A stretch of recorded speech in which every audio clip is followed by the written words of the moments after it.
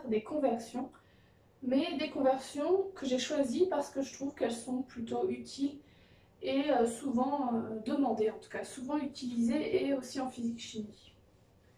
Première conversion, 5,2 mètres carrés à convertir en centimètres carrés. Déjà un petit rappel sur les unités d'air quand même, et là ce qui est écrit en rouge c'est limite à savoir par cœur. 1 mètre carré c'est 100 décimètres carrés. Alors rapidement, pourquoi? Si vous prenez un carré de 1 mètre sur 1 mètre, demandez-vous combien de petits carrés de 1 décimètre de côté on peut placer. Ben, on peut en placer 10 x 10, c'est-à-dire 100, si on fait toute la surface. C'est pour ça qu'il y a 100 décimètres carrés.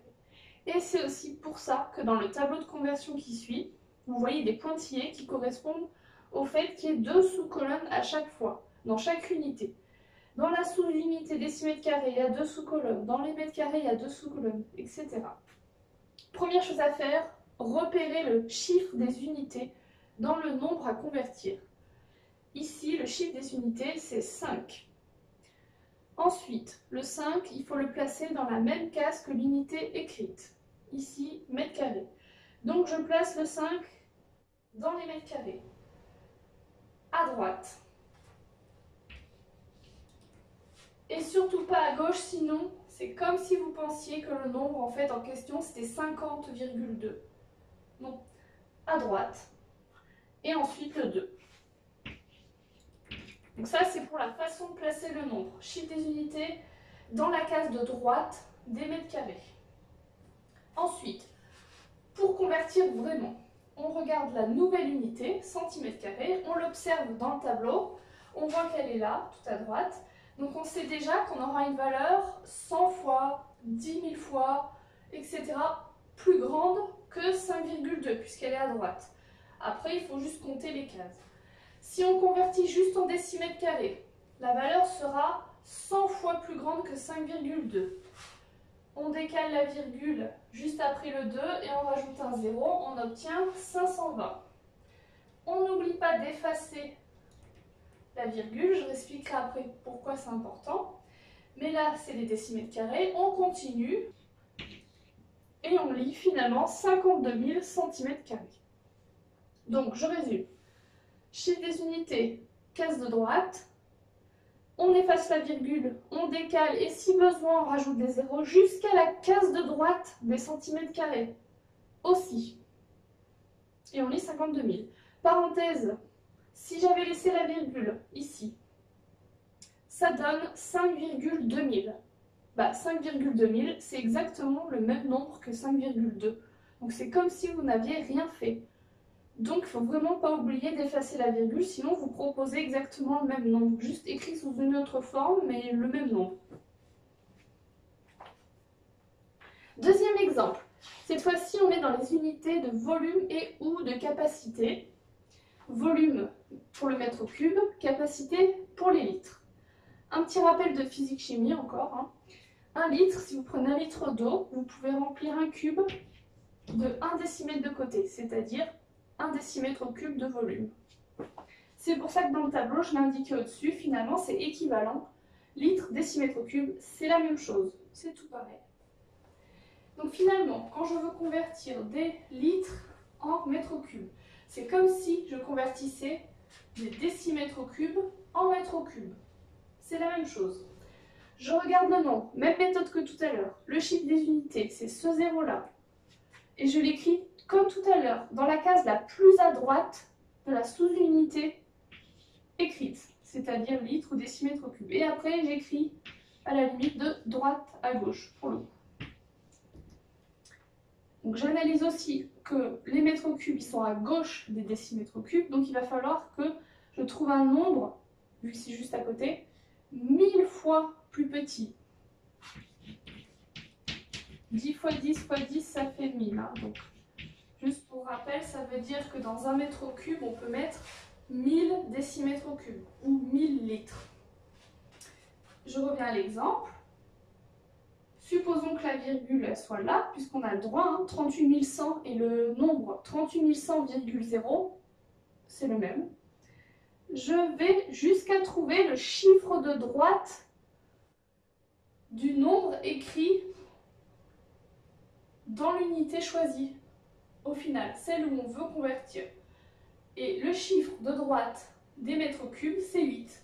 Donc je place ma virgule à droite du 8. Donc ça veut dire que la conversion, elle se lit, si on veut faire simple, sans zéro inutile, elle se lit là.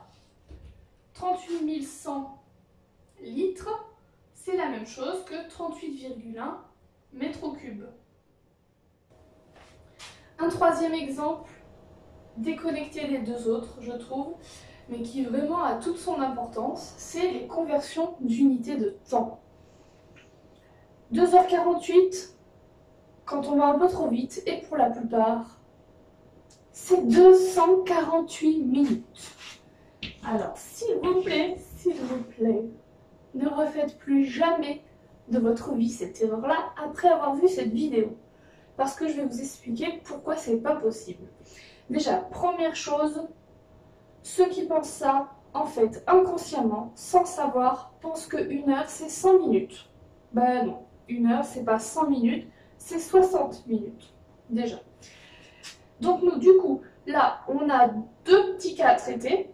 D'abord la conversion en minutes, et ensuite la conversion en heures. On va commencer par celle qui me semble la plus simple, c'est la conversion en minutes. Au lieu de penser rapidement que ce que vous voyez sous les yeux, c'est forcément la réponse, hein, parce que finalement, si on cache le H, on voit 248. Je vous rappelle que c'est faux. On va plutôt se dire séparément, je prends les heures d'un côté, je prends les minutes de l'autre. D'ailleurs, pour tout calculer à la calculatrice, c'est quand même mieux de traiter les choses comme ça avec une seule unité. La calculatrice, elle ne prend pas en compte deux unités en même temps. Elle ne connaît pas. Ce qu'il y a derrière la virgule, quand on parle d'heures et de minutes, c'est pas des minutes. Ce qu'il y a derrière la virgule après les heures, c'est des dixièmes d'heure, des centièmes d'heure, et pas des minutes, non. Un dixième d'heure, vu qu'une heure c'est 60 minutes, pour vous donner une idée, un dixième d'heure, c'est 6 minutes, parce que 60 divisé par 10, ça fait 6 minutes. Donc derrière la virgule, vraiment, c'est pas des minutes, c'est des dixièmes d'heure. Je reviens à ma première conversion, celle que je trouvais la plus simple. 2 heures, si vous faites le petit calcul suivant, 2 fois 60, vous trouvez que ça fait 120 minutes. Eh bien la conversion, elle n'est pas plus compliquée que ça, c'est 120 plus 48, c'est-à-dire 168. Donc vraiment, j'insiste, hein, c'est pas 248. Deuxième façon de faire en heures. Vous avez déjà les heures, donc de côté vous mettez que c'est 2 heures plus un petit bout d'heure. Mais vous ne savez pas encore ce que c'est, ce petit bout d'heure. Quand vous avez une valeur en minutes et que vous voulez la convertir en heures, il faut toujours avoir en tête que le lien entre les deux, c'est la base des Babyloniens, c'est-à-dire la base 60. Donc ici, pour passer des minutes aux heures, vous devez diviser par 60. Parce qu'en 1 heure, il y a 60 minutes. Donc si vous voulez 1 minute, ce sera 1/60e d'heure. Ou à l'inverse, je vais essayer de le faire au-dessus, vous multipliez par 60. Mais là, nous, c'est pas notre projet. Parce que ici, on est dans l'autre sens. Mais j'indique quand même pour les autres exercices, au cas où. Voilà. Donc ici, dans notre cas, on a 48 minutes. 48 minutes qu'on veut convertir en heures.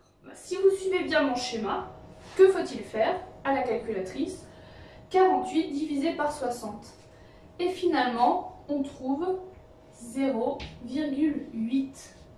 Ça veut dire qu'en fait, 2h48, ce n'est pas 2,48 heures, c'est 2,8 heures. Puisque si on met les deux ensemble, la partie heure, la partie minute, on va trouver 2 plus 0,8, c'est-à-dire 2,8 heures. Et pour finir, si vous n'êtes toujours pas convaincu, je ne l'écris pas, mais donc écoutez bien cette remarque. Une demi-heure. Une demi-heure, c'est la moitié d'une heure. on peut l'écrire une demi-heure, on peut l'écrire 0,5 heures, comme quand on donne des demi-points, on écrit 0,5 points sur la copie. C'est bateau. Quand vous faites cette erreur-là, c'est comme si vous pensiez qu'en fait, en une demi-heure, eh bien, il y a 50 minutes, puisqu'on l'écrit 0,50. 0,5, c'est pareil. Ou 5 minutes même. Donc en gros, une demi-heure, 5 minutes, 50 minutes, tout ça, c'est pareil. Bah non. Donc vraiment, si vous pouvez retenir une chose, c'est que derrière la virgule, quand vous avez des heures, eh ben, il n'y a pas des minutes. Et quand vous avez des minutes, derrière la virgule, il n'y a pas des secondes.